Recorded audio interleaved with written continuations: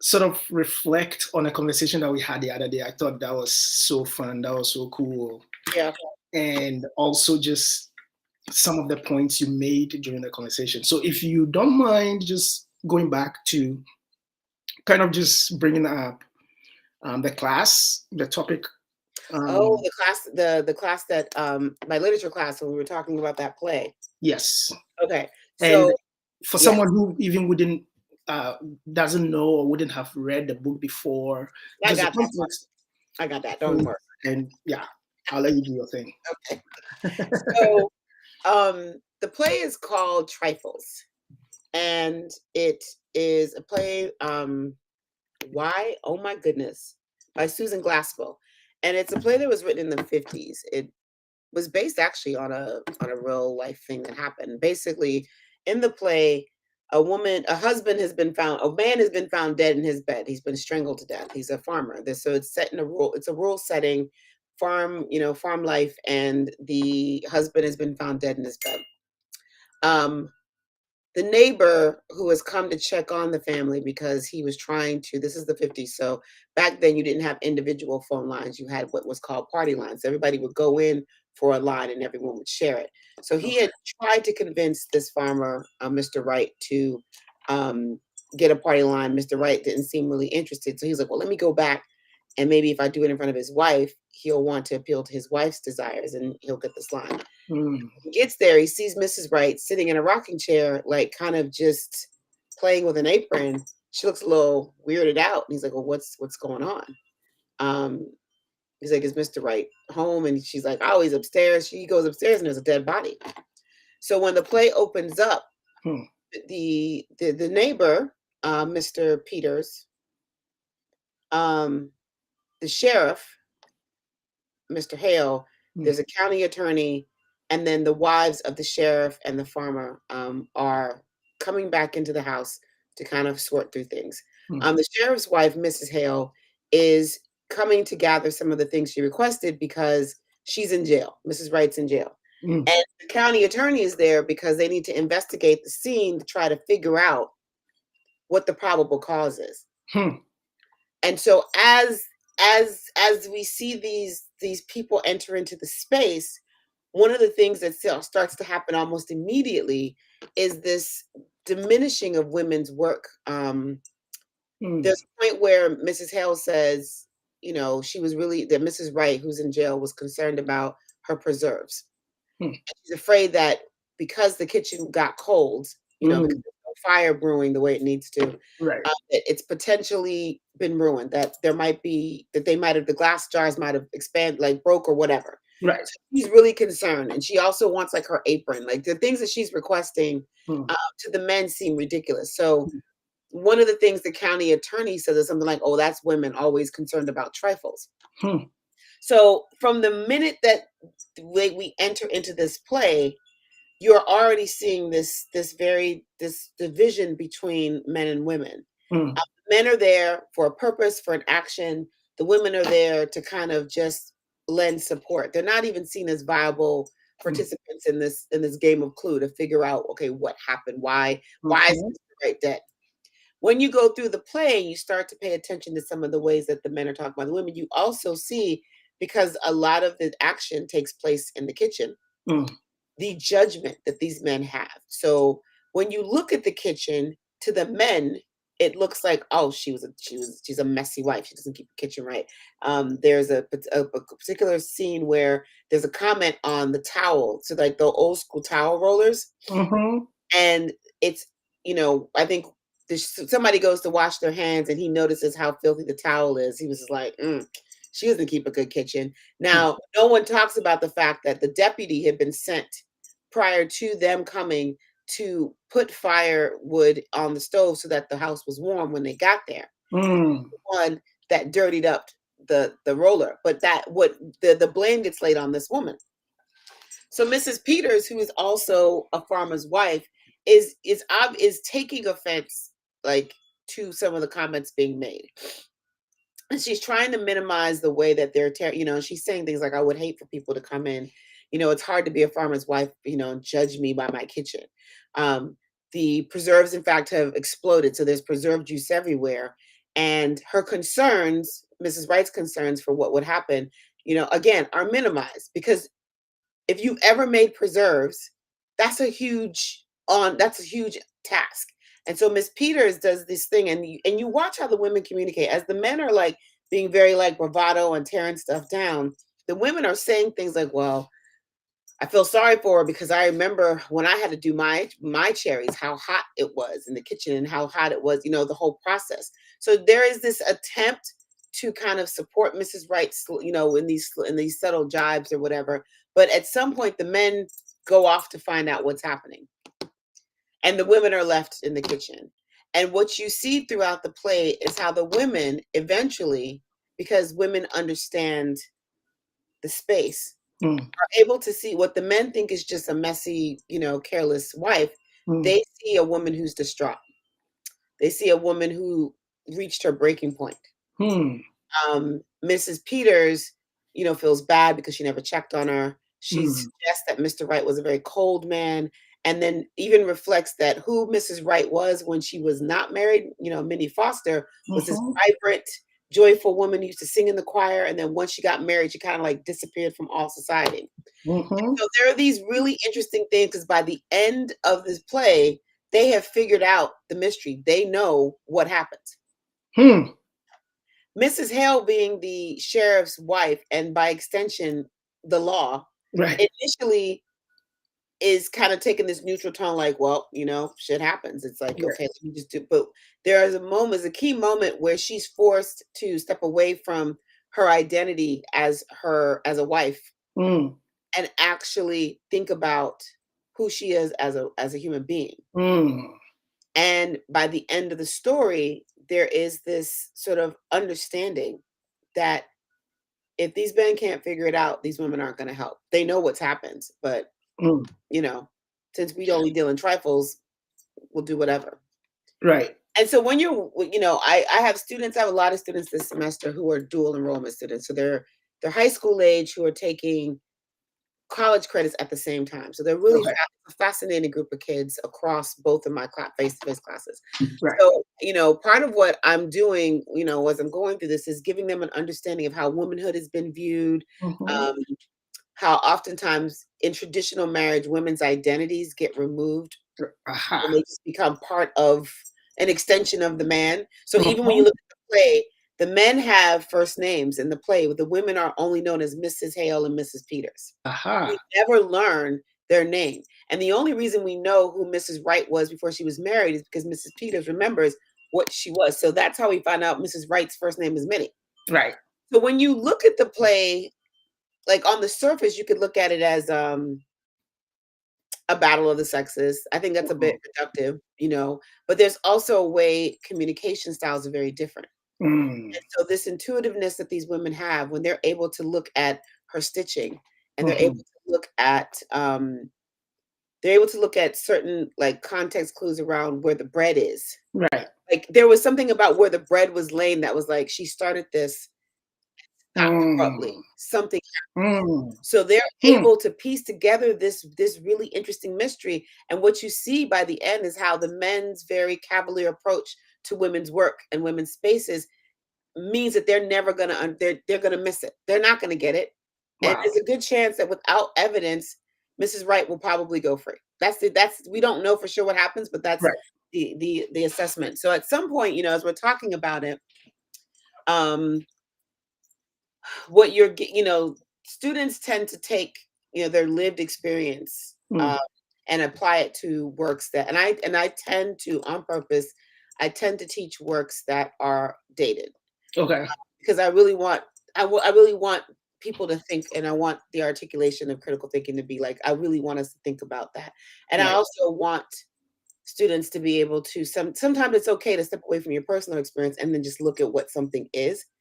See where it, is there a way for you to be empathetic in this situation? Right. So we're talking about traditional marriage. There are these two young men in the class, and one of them, he says things that on the surface feel like just throwaway. But in a lot of ways, really reflect how young men are thinking these days. And so, because my thing is, if I'm the teacher, it's a safe space. I don't care, even if the question is, I've had some offensive things sort of thrown out there. And as a Black woman, as an African woman, I've had to be like, okay, teaching moment. Why would you say that? Where's your proof of that? Right. You know, and to show the students, okay, now you guys step in and like defend your points. Yeah. So no one's allowed to berate anyone, even if you are offended by what they're saying. It's really important that you are able to clearly articulate what is wrong with what's being said. Right. So as I'm talking about it, we start talking about patriarchy, and I said the problem with patriarchy is that it doesn't serve anyone, especially men. And it's just, and you know, it snowballed into this really great conversation about patriarchy, and you know, me getting them to understand, at least from my perspective, that the problem with patriarchy in and of itself is that it relies too much on men's so-called physical strength as the reason why men should be at the top. It's like, okay, yes, maybe you can push a boulder. Okay, that means my humanity as a woman doesn't count because you can push a boulder. Like, I don't really. So what happens if I can push a boulder? Then what? And so I said, you know, because we read that, and then we read A Doll's House by Henrik Ibsen, and that has a whole other. That's an interesting take where you're now moving from a rural situation to sort of a upper middle class European situation, and you're watching this woman be basically belittled by her husband throughout the play, when secretly she's the reason why the family survived. She made some decisions behind his back that kept them safe and gave him the ability to actually come back stronger. And so on the back end, what she's done has been noticed by another cat that works in the bank with her husband. So he's blackmailing her because he knows what she did. She's managed to figure out, she basically took a loan under false pretenses. She committed fraud, essentially. And so she has to now, so as we're watching the play out, we are getting sort of her front-facing face, how she shows up for her husband, which is, he refers to her as a chipmunk or as a squirrel, as a little bird flitting around. He says that he treats her like a child, essentially, you know, even though she's been giving, so she gets household money that she uses for the children and for the house and for the staff. And he says that she's terrible with money, that she doesn't know how to manage money, da da da da da. So she has a certain facade that she has to play up to in order for his masculinity to be secured. In order for him to feel like the man of the house, she has to pretend to be stupid, and needy, and you know, all of these things. And so with this play, we went back to, you know, the trifles, and we're talking. I was like, let's look at the connections here. And I said, you know, the problem with man, I said, you know, we've talked about how patriarchy essentially, you know, doesn't serve anyone. Because if you really think about all of the things that patriarchy says is masculine and correct, it means that as men, you people can't cry, y'all can't be sad, you can't be depressed, your feelings can never be hurt. Like, who the hell wants to live like that? Like, and if that is happening, then you're supposed to shut the fuck up and not talk about it. So these are like some really good points. I'm curious about how your students were reacting to these points, and sort of tying that to their sort of like everyday experiences, especially with some of the students that throw in shade from time to time or seem to misunderstand. You know, so what's interesting is that the way the class is set up, there are only two gentlemen in the class. So there are two men in the class, and then everyone else is the rest are women. And the bulk of the women sit to the left side of me, like when I'm looking. There's a table where one of the brothers sits there with three of the other young sisters, right? And then there's this one brother who sits right in front. He chooses the same, like everyone wants, you know, in any situation, everybody finds their seat, and that's kind of their seat. From the very beginning, this one brother has sat right at the front to the teaching console. Yeah. He separates himself from everyone, right? Uh-huh. And I don't know that it's, and I think initially, I really do think it's a COVID thing, because when we initially came in, I was like, hey, I have spray, I have sanitizer. Right. Like, I think for him, it's an issue of protection. I don't think that it's anything else. Right. But the brother that sits with the other sisters, even when you look at that table, he always sits, it's a circular table. He always sits off to himself, and then the other sisters crowd around the other side. So there, and spatially, and I think when you teach, you notice these spatial differences. And I've always thought that this is an interesting layout, but cool. So what happens is, as we're talking about these issues, I got my, my sisters over here who are very vocal and very clear, and I have a very relaxed demeanor in class, so people do feel comfortable. Like, I'm not pressed for you to raise your hand. If the spirit moves you to say something, go for it. So in both classes, I have students who just blurt stuff out. Yeah. So as I'm saying things, when I'm like, so when I said the problem with patriarchy is that it doesn't serve anyone, especially men, the young girls were like, say that, professor. Yeah. And the young men, one was very stoic and he just sat there. Yeah. And the other one was just like, man, and so you're getting these reactions. But here's the thing. I know that particularly these are all of these students, most of my students are members of the global majority. Some are ethnically, and even if most of them are Black ethnically, there are some things going on. Some are Latino, some are, just come, from the continent. So it's always a mixed bag. When we talk about these things, what I'm trying to do is use the literature to make my point. What they're doing often is they're looking for context clues for how they can apply it to their lives. So you do get situations where, in the case of Nora from A Doll's House, this issue of masculinity being tied to being the provider is a big theme in this. And that part of the problem with the way that Nora is being perceived is that, for her husband's perspective, if she was able to manage this, albeit fraudulent, but through fraudulent means, she was able to manage this way to keep the family sustained. Right. Then what role does he really have as a man if providing is something that she can figure out to do on her own? So my guy that sits in the back with the other sisters was like, Professor, can I ask you a question? I was like, sure. And he's like, would you date a broke dude?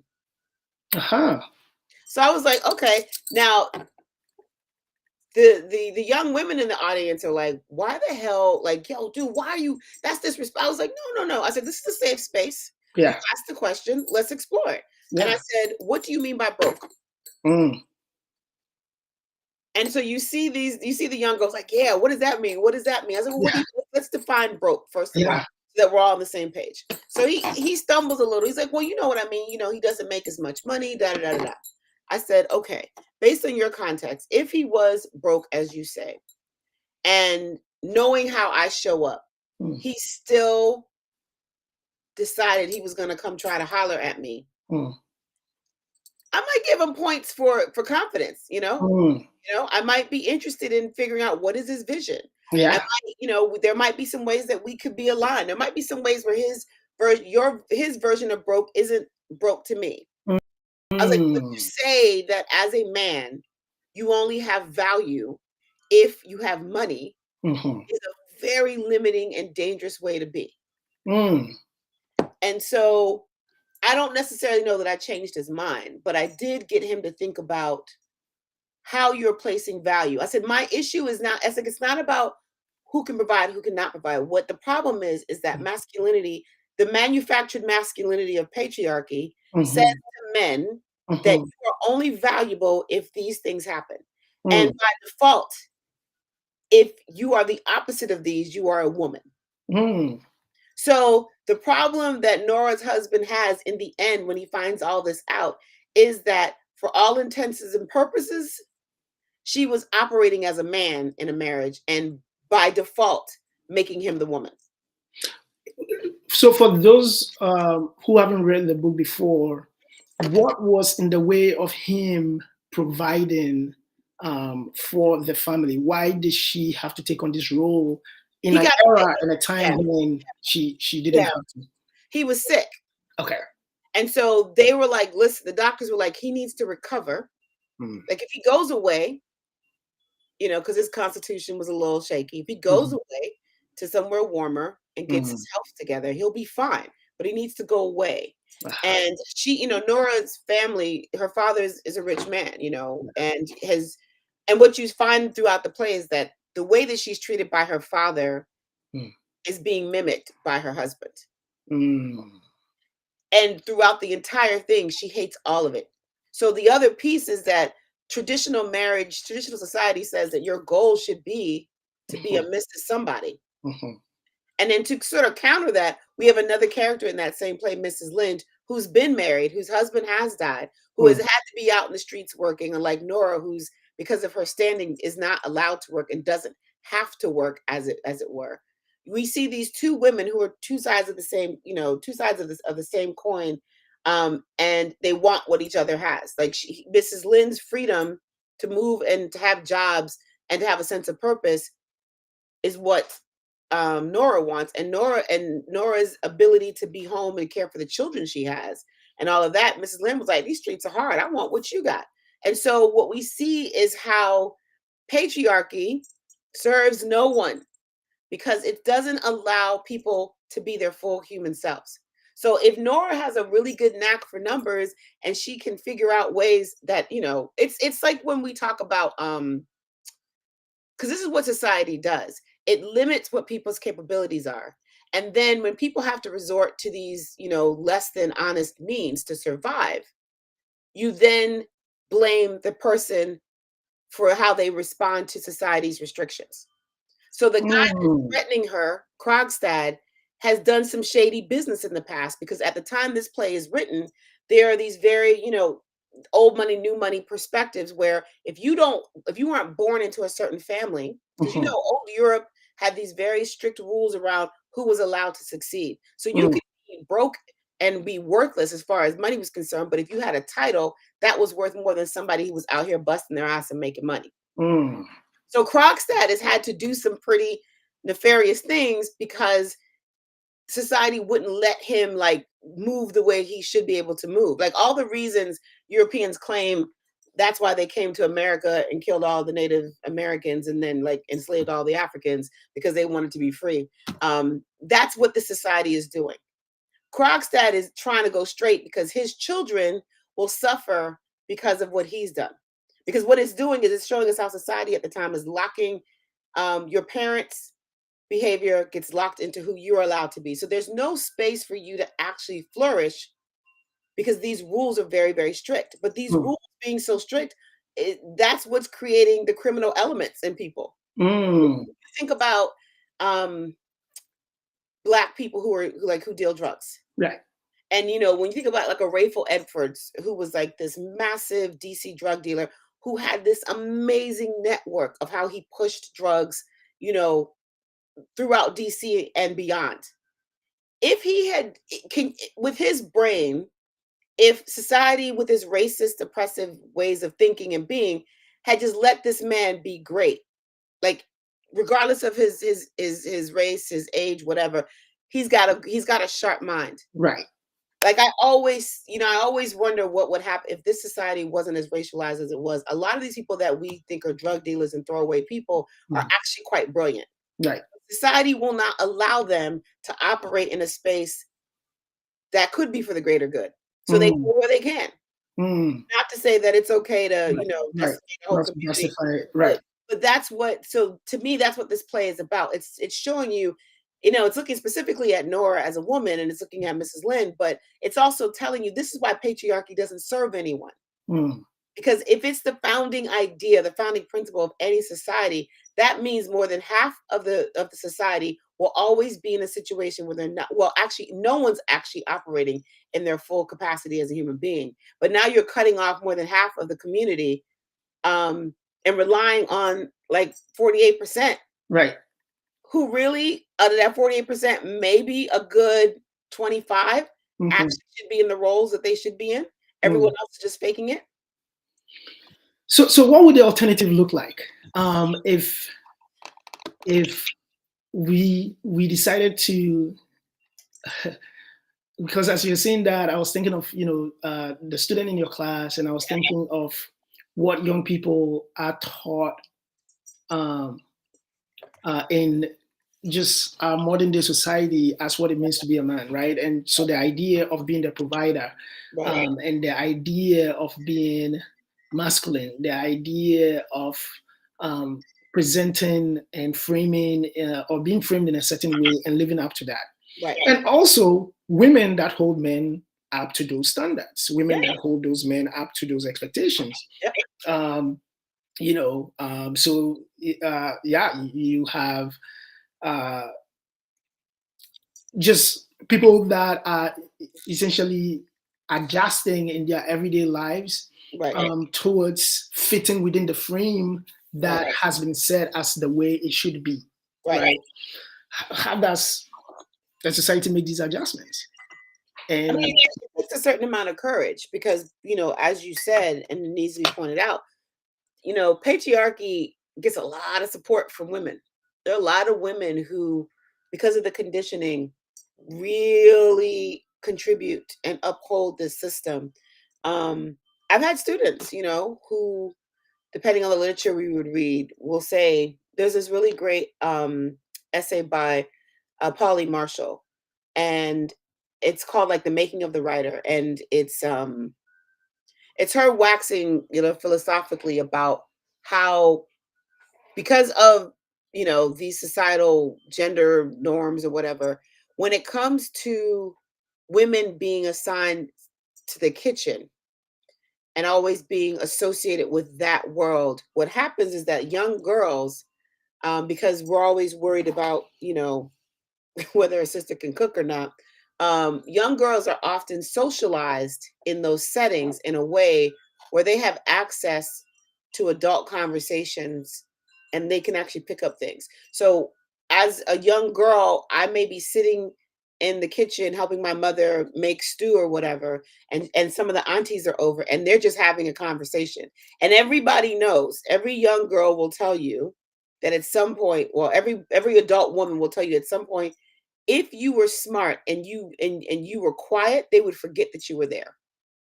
And that was one of the ways that you learned about life. You learned who was mm, pregnant, you learned who was cheating on their husband, you learned who was mm, getting beat, you learned who was, who maybe was lying about their income. You know, mm, the way that we talk about women and gossiping, I think is misconstrued. I think it's really a way to pass on information. Yes, sometimes there is mm, malicious intent associated with it, but mhm, women have a freedom of expression when women are together that men don't have when men are together. It's not hmm, like when you all get together, you bare your feelings to each other. Like it'd be like we might be slightly less insane, right, slightly, if men could actually be in the safety of other men, and be like, well, I don't want to my wife seeing me cry, so I'm gonna go cry with the bros. That doesn't right, happen. You people don't talk about your feelings. yeah, You don't, when I'm having a moment and I call the bestie and I'm like, mhm, I'm having a moment and I need to talk.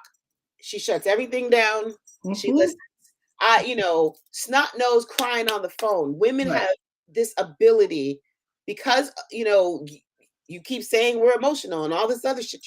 You keep saying that this is your space. So right, women have been able to cultivate a certain level of emotional intelligence that I mm, think helps them navigate this society. Like women have found hacks, have found ways to get around patriarchy mm, because you have to. Because if we leave it to you all, this world is going to right, just it's going to be a mess. It's yeah, a mess now.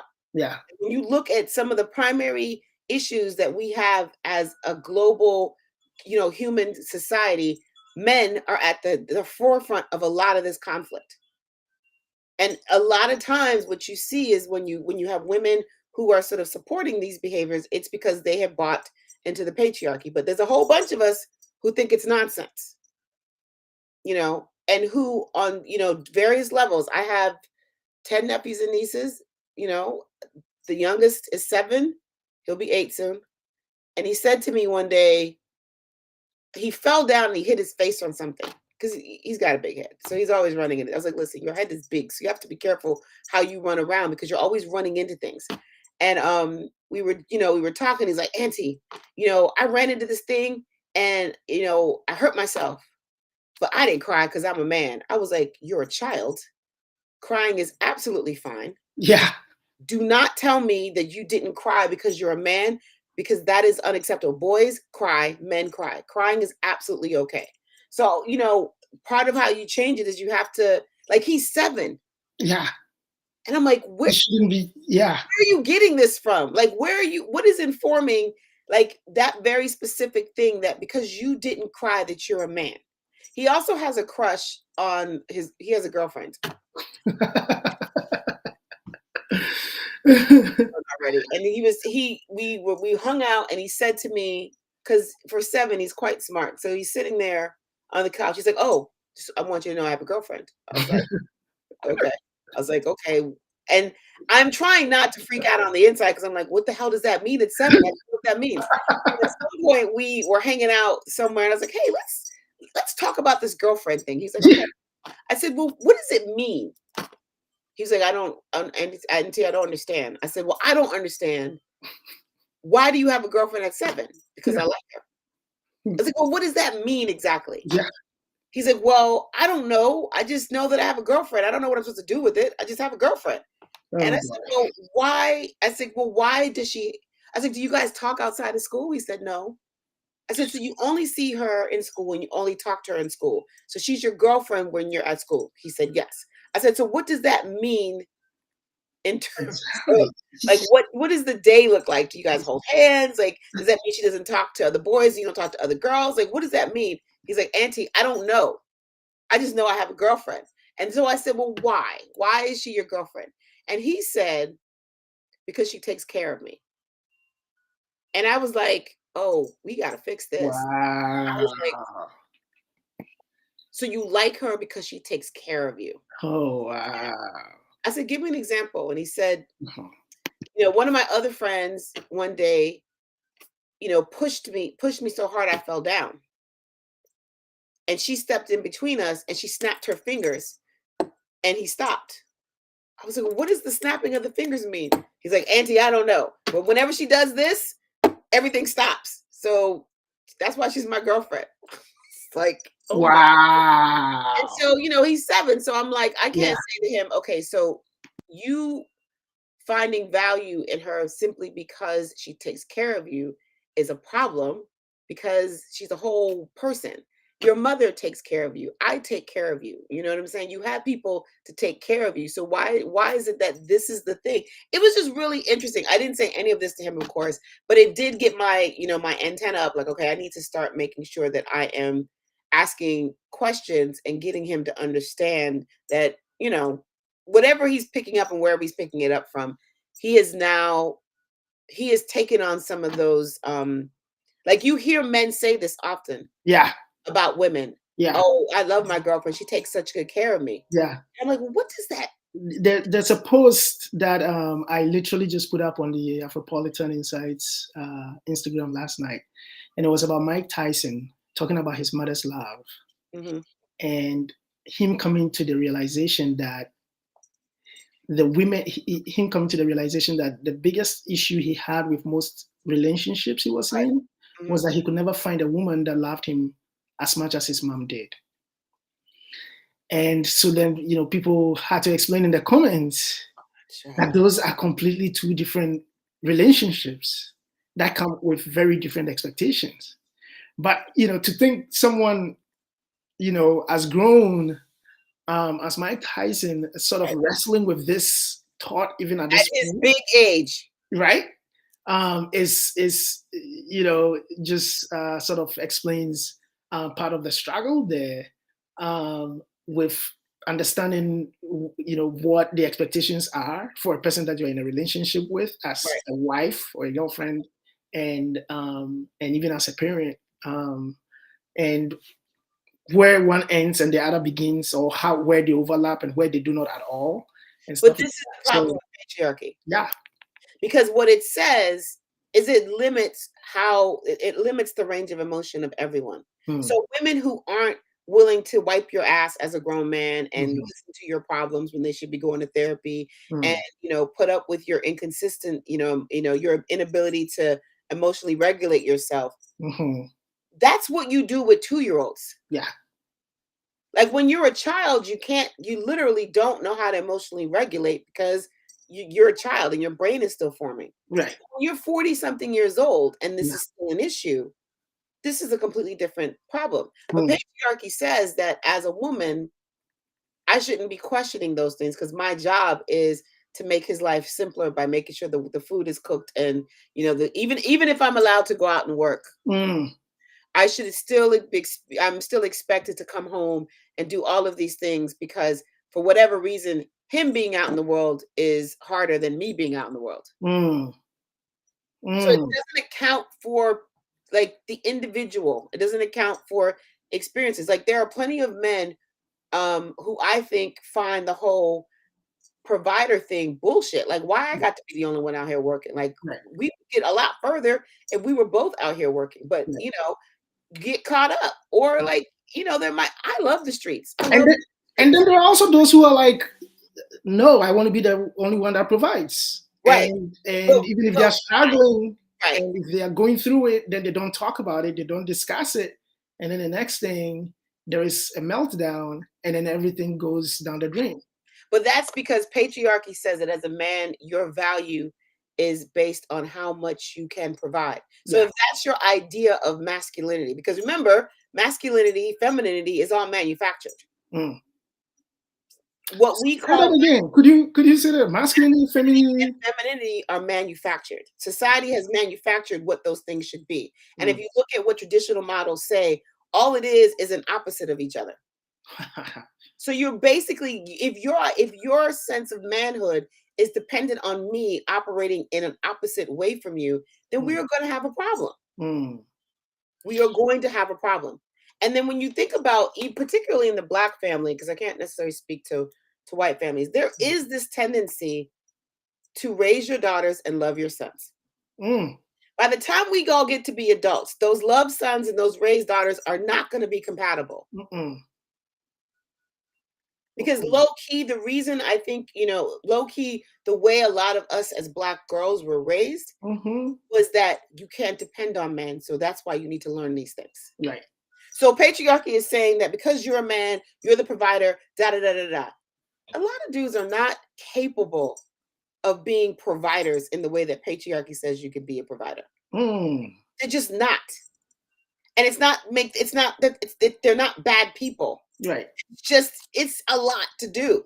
It's a lot. It's a lot to be like, I'm going to be the one to bring home. So when you die at 30 and I live, 30 more years after you've died, then what? Right. Right. So there's a lot of ways when you really start to dissect the way society has allowed itself to be played, there are days where I'm absolutely sitting on the porch of life looking down like, you motherfuckers really you hate progress. Yeah. You hate progress. You're not interested in being better because you can't in the 21st century really believe that these old models are effective or that they make sense. I once had a dude tell me, I need a woman that could cook and clean. I was like, really? He's like, yeah, my mother did it. My aunts did it. I was like, let me be really clear with you, like, just real quick. I was like, come in, lean in. I said, most of the women that you're using as your example probably hated doing all that work. You think that they didn't do it because they enjoyed it. They did it because they would be judged if they didn't. And then he says, that's why I'm going to get me an African woman. I was like, hey. You think, okay. And he was convinced, African women, they understand tradition and culture. I was like, okay.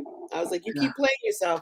I said, let me be clear. You don't need a woman that can cook and clean because anybody can do that. You can find someone to do that. Yeah. He's like, well, I'd be willing to pick up the kids and, it'd be cool with me if she worked. But when we get home, she really, I was like, so you think I'm supposed to clap for you for picking up your own children? You think that you're doing something special by taking care of your kids and picking them up from daycare. Yeah. And that the reward should be that she takes care of the cooking and the cleaning at home. Yeah. I said, let me be clear. You don't need a woman that can cook and clean because Mm. anybody can do that. Yeah. What you need is a woman that actually can see you better than you see yourself. You need a woman Mm. in you for those moments when you're not feeling your best. You need a companion who's going to reflect brilliance back and forth. You need someone who's Mm. willing to exchange with you in Mm. ideas. Mm. Because for what you're asking, you could just get a maid and just And adopt just yeah, kids and yeah, be done. yeah. I said, because it doesn't make sense. I was like, when it comes to partners, yes, there's certain things I need. You being able to cook and clean or fix a car Right. or like unclog a toilet, that's not high on my list of things that I need as a woman Yeah. in order for me to feel like I'm in a fulfilled relationship. And what would be the equivalent for a woman that says, I need a guy that is 6 foot tall and can pick stuff from the top shelf of the kitchen or the grocery store? Because there is this masculinity, macho attitude. Most men are now investing more time in the gym than they are, in Skipping class leg or day. Y'all need to stop skipping leg day. Stop it. nothing wrong with being in the gym, but just trying to just uh, the influence of the expectations of men now and how they should appear physically and how that is dictating the kinds of relationships that people are getting into. So I'm kind of curious what you would tell a young woman, just as you did with a young man, saying, "Hey, listen, the things that you are listing are things you can find anyone to do. You should look for someone that empowers you and uplifts you, and someone that connects with you and that you connect with, and you're able to build each other up." What would be the equivalent for a woman that has similar thoughts on the other way? I mean, I think it goes both ways. I think this whole idea of the bad boy or the gym or the nice guy, like all of those tropes are all dangerous. Mm, They're all dangerous. mm, I've had, when I talk to my pumpkins and about what they're relating to, a lot of what, patriarchy may suggest that men have to be manly and burly, but it also has a hack that says if you have money, you don't have to be any of those things. So, so oh, yeah, yeah. there's a built-in hack for Mm, those who are not genetically predisposed to six packs. right. If you have money, Yeah, no worries. yeah, That doesn't work for women. It doesn't work in the other direction. yeah. Women are held to these ridiculous beauty standards that don't make any sense. That suggest that women's bodies don't change, which is insane.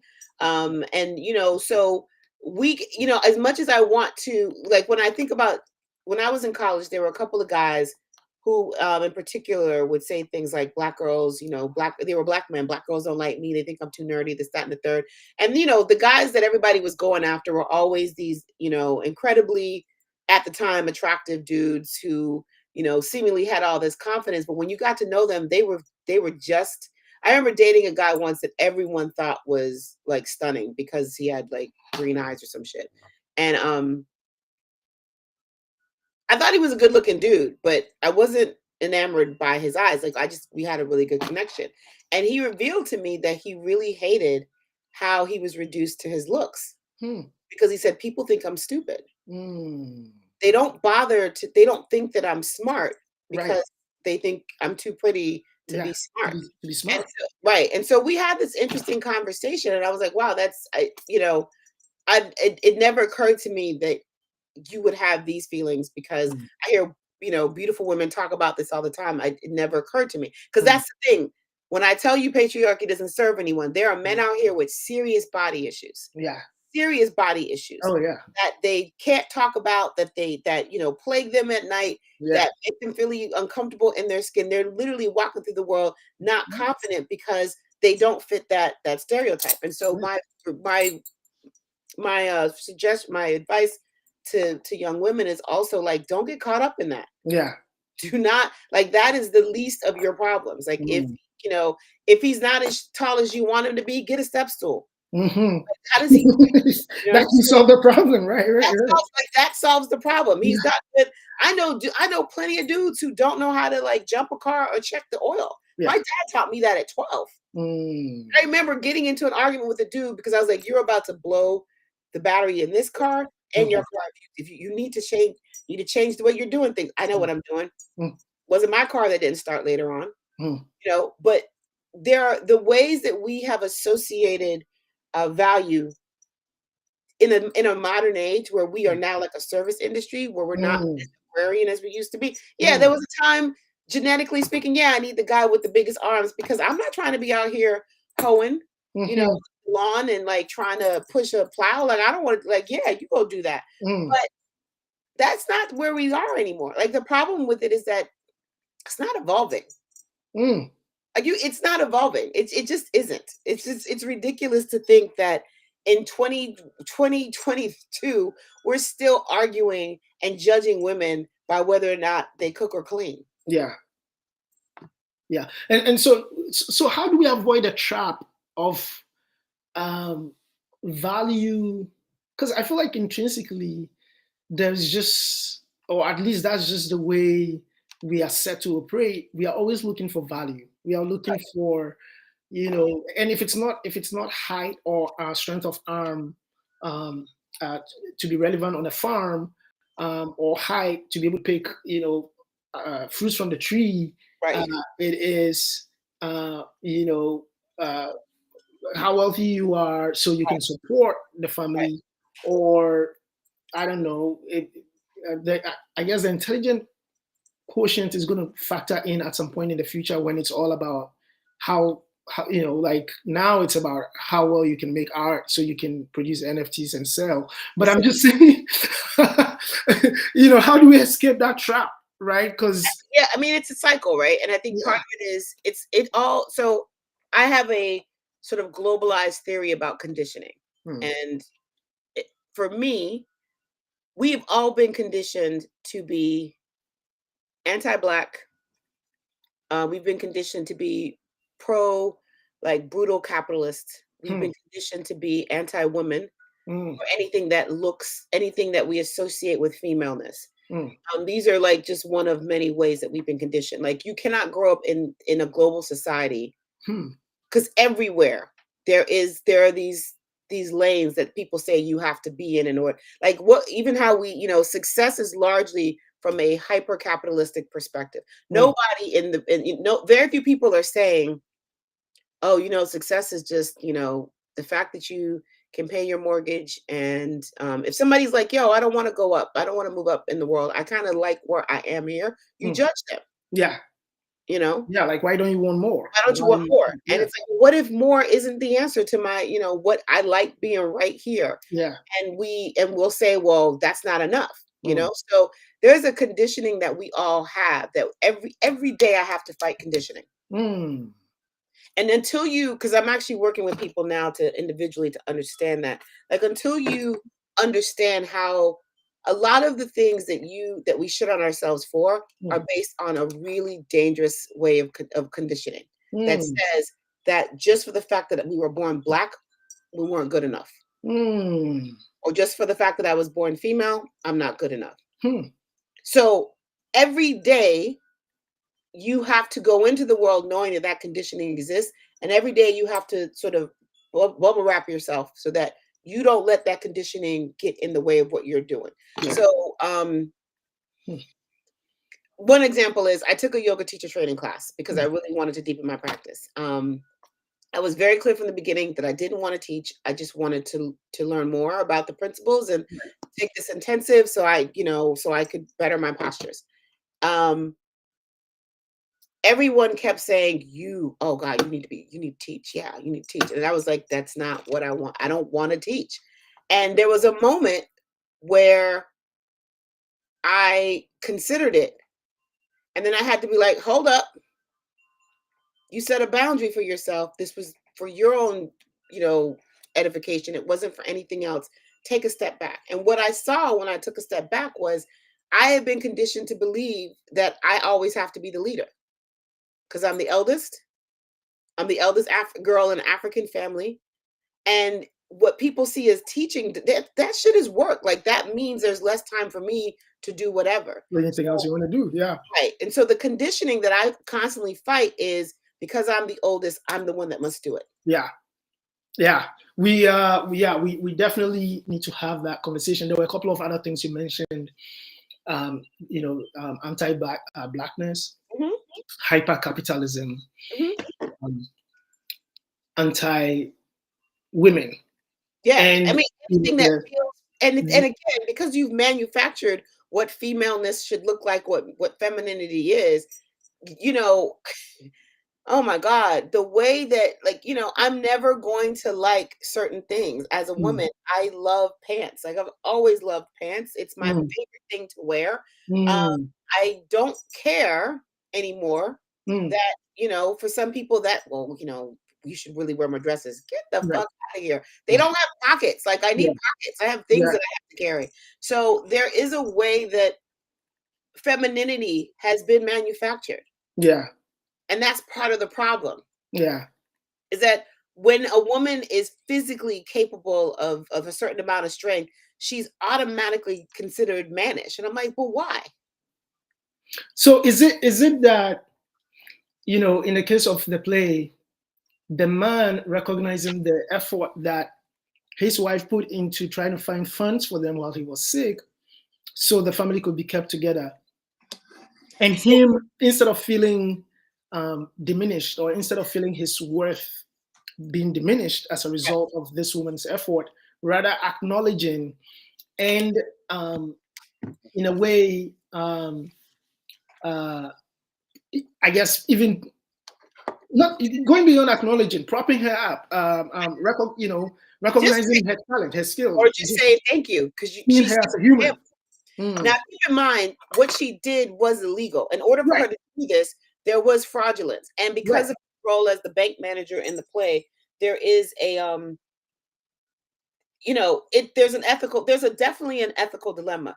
absolutely. What happens though in the play is that his thing is he decides Hmm, that in addition to the fact that she stepped up as a man and did some hmm, shit that she wasn't supposed to do, that her decision making um in that moment made her a bad mother as well. hmm, His thing was, if you can come up with this idea, you're going to infect our children. And part of the way the play kind of, in terms of when he finds out, goes a little left is he's now suggesting that her decision making, which ultimately saved the family, hmm, is now a danger to the children. The children may, because again, the expectation and the belief in the traditional society is that since women spend most time at home, hmm, they're their teachers, they're the first teachers of children, hmm.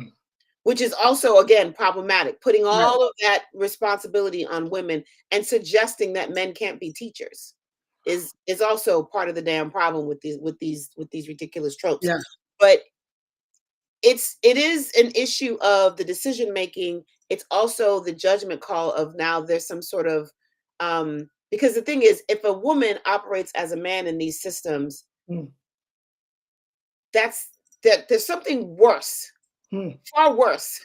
Like a man can steal and like con and some hmm, more stuff, and because of the way society looks at men as cunning and hmm, smart and all this other shit, it's bad that he cheated people, but yo, he's brilliant. If a hmm, woman does that shit, oh my God, it's like the worst thing. It's worse than the actual crime that the man committed. hmm, We're not allowed or expected to be that smart, hmm. except in areas that deal with the kitchen.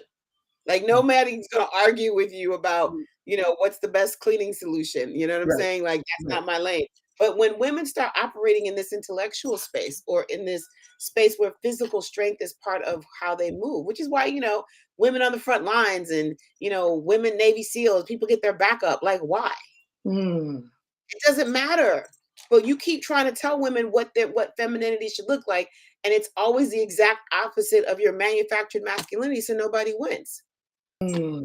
So the So, condition, like when you're talking about changing things, one of the first things we have to do is let go. We have to understand that a lot of what we call masculine and feminine is manufactured. hmm. It's I been want created. to, right, right, right. I want to, just before we wrap up, I want you to comment a little bit on your class's reaction to the gentleman um, calling or referring to the lady as a gold digger. Oh, that's right. I forgot I told you that. Yeah. Um, So he, at the opening of the play, we were going through the first half of it, mm, and again, this is part of why I teach the literature I teach, because mm, oftentimes, it's typical. We all do this. Every generation kind of thinks of itself as like, it's like we don't think about what was happening before. mm, So we think that some of these concepts are new and they're not. So I said, so what do we think about Nora, when we first meet her? And he was the first one to respond. He was like, she's a gold digger. I was like, what? I was like, why? He was like, because, she's only concerned about money. And I was like, first of all, she's married. mhm, Second of all, I said, at that point in time, traditionally speaking, being the provider meant that there was a house allowance that was set aside for women to manage the household. mm, So women are managing everything from how much flour is purchased to the kids' clothes to school fees. Like all of that stuff is part, like managing the household means that's all you have to do. That you're yeah, doing all of this. And the other piece of that is that, particularly with with wealthier people, when you have like servants, all of that stuff is managed through the women. The women are they rule that part of it. I said, so right, I said the gold digger piece doesn't make sense. It just doesn't make. What's the context? yeah, And part of it was that he heard money. He saw, he read, what she was doing with the money, and he was like, she's a gold digger. And it was like that. Like I was like, why is this where we jump to? And I yeah. don't really think that he understood why She had he, to find money to or run. I don't even think he understood why that was his floor, because it Mm, doesn't make sense. yeah, And even the term itself and the way it's weaponized against women mm, um, is part of the problem. So it was interesting because I remember thinking, I was like, okay, I don't want to embarrass him because I'm not really sure. Like, did you read the play? Like, what's going right, on? Like, yeah, why is this the term that you're using? And I asked him, and I was like, why would you call her a gold digger? He's mm, like, cause she just, oh, he said she only seems to be interested in his money. I said, well, when you read on, you'll find out that she's the reason why he's able to function the way he does, because yeah, it's her father that gives him the job that eventually leads to him being the bank manager. So, and if anything, if anybody's a gold digger, it's actually him. him, because he found a girl whose dad was, and that's probably a reason why he married her. Right. For And in the fact, the reason. reason what she did, the fraudulent aspect of what she did was that she forged her father's name Mm, on a loan mhm, the bank, so that he had died the day before, but she used the wrong date, and right, that's how they figured out that the money that she had forged her father's name. yeah, um and it also spoke to the fact that her value it was intimately connected to her father was and who she was married to. yeah, But in essence, the value that this husband that she has actually has comes from the fact that he married her. mm, And then we talked about how traditional marriage was used as the way to seal breaches, and oftentimes, girls and women could be used as bartering chips for how, because of dowries, and things of that nature. mhm, Like I explained how dowries work and how, right, dowries, at least in the European sense, they come from this idea that since women can't work, that they are going to be a burden to the husband. So mm, that's why dowries were part of, you got cooking things, you got clothes, you got all this stuff, including money, mm, because the idea was that you are now taking on this burden of an extra mouth to feed until she can produce sons. mm, And then the other side of the room with all the young sisters, like they went nuts, they went ham. They were like, yeah, "What do you mean?" That I was like, "Go look it up." yeah. Talked about traditional marriage rights and virginity and purity being one of the necessary aspects of being considered a woman. That class that day was a mess. They Yeah. they they lost it. Wow. Okay. This is great. I think we need to come back Okay. and continue this conversation on a few topics. The last question that I have, and this is just super brief, is what was his reaction to your response to whether you would date a broke man. What He was was, his reaction to the answer that you gave? you know what?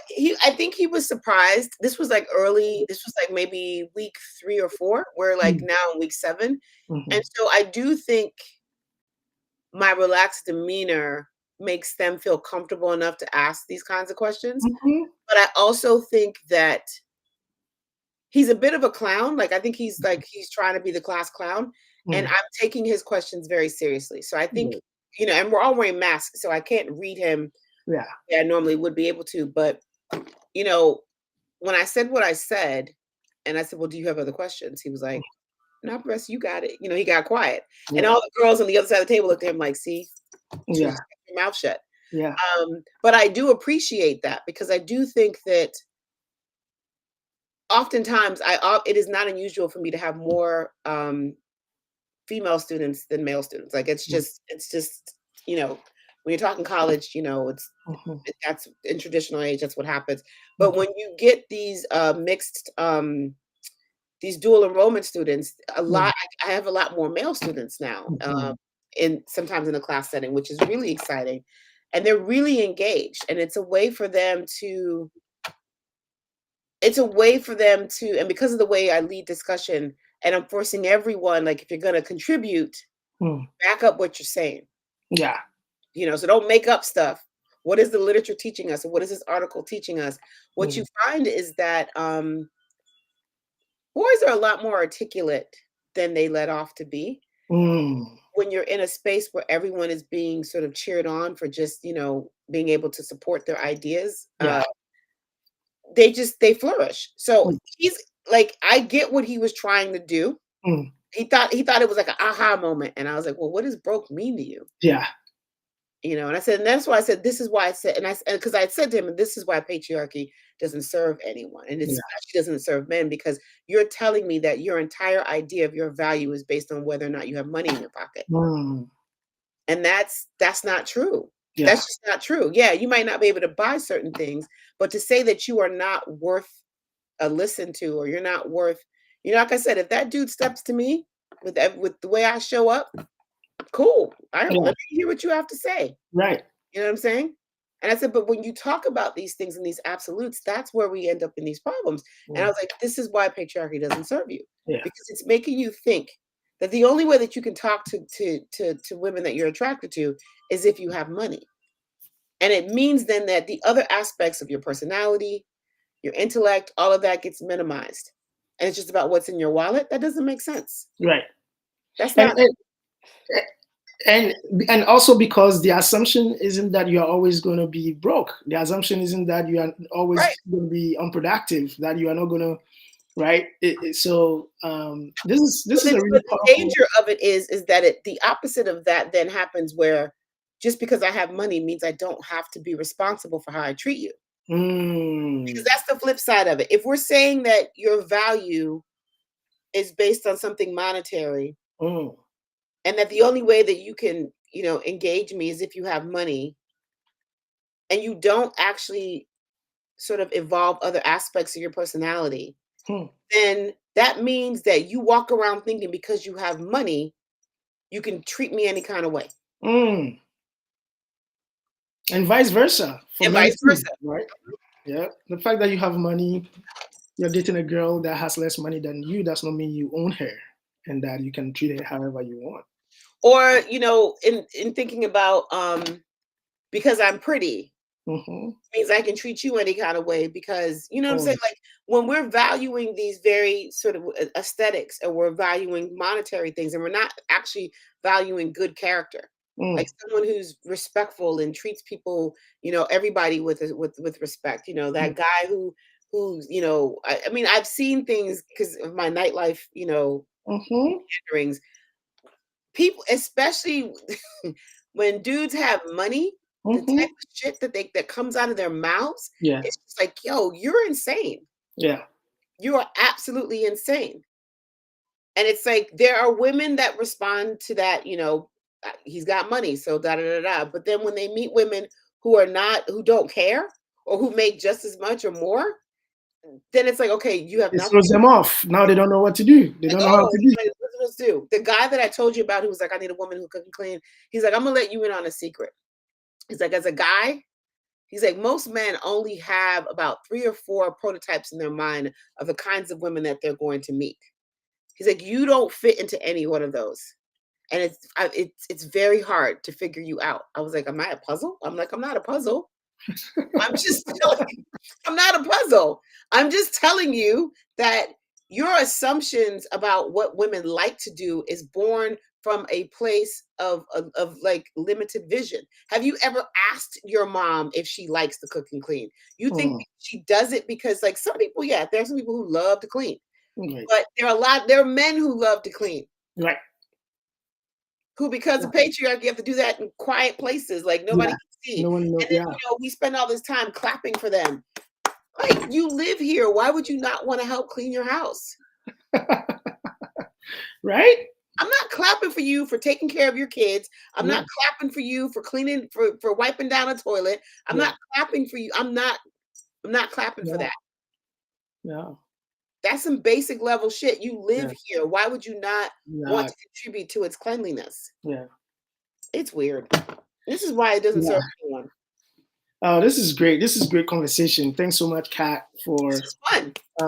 Sharing with us. And I think we should come back and do it again. Some of the other topics. I really want to dig in on anti-Blackness and how we are being made to hate ourselves, even as Black people, and what some of that, what your thoughts are on why it's that, or why it's like that, and what do about that. I'll say this as a way to sweeten the deal. We definitely need to talk about it, because it will also explain, because I think one of the most misguided ideas around predominantly Black nations when we talk about Africa is that there isn't racism happening in the way we treat people there. And I'm like, a lot of this behavior is anti-Black. Like, just because we're all Black here doesn't mean that you haven't been affected by, Of course, because we colonialism, the legacy of colonialism is still pretty much very. I mean, come on, Ghana just turned, is it 65?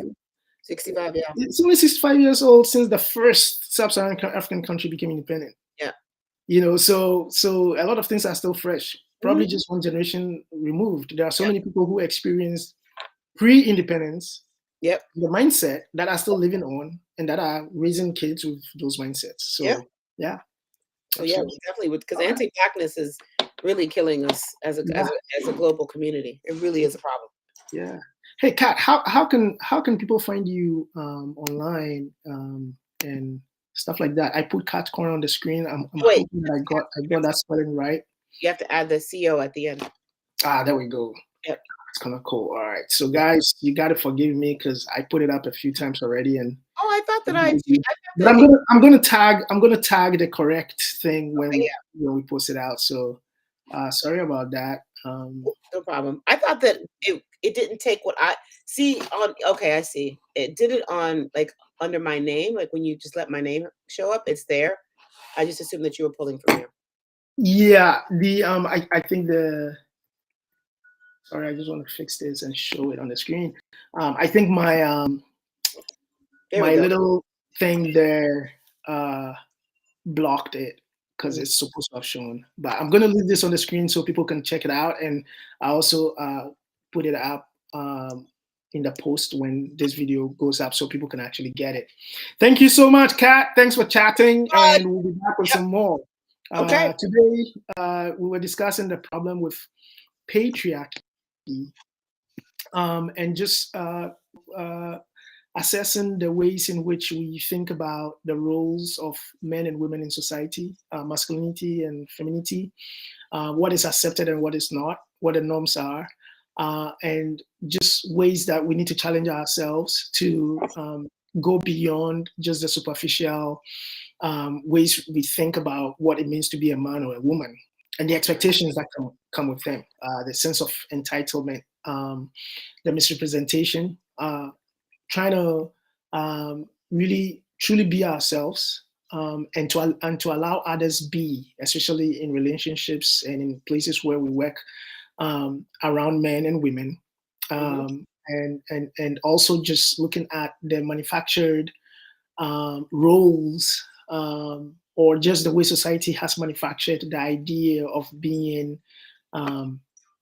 male or female or masculine or feminine, and how that impacts who we truly are as individuals, how that impacts who we want to date, who we want to hang out with, how we think about things and what we say. So thanks so much, guys, for sticking around, and we'll be back again with some more conversations. This has been myself, Osekre's Vibe, and Cat's Corner. A problem with patriarchy. We'll be back with some more. Thank you all so much, guys. We'll be back. Woohoo!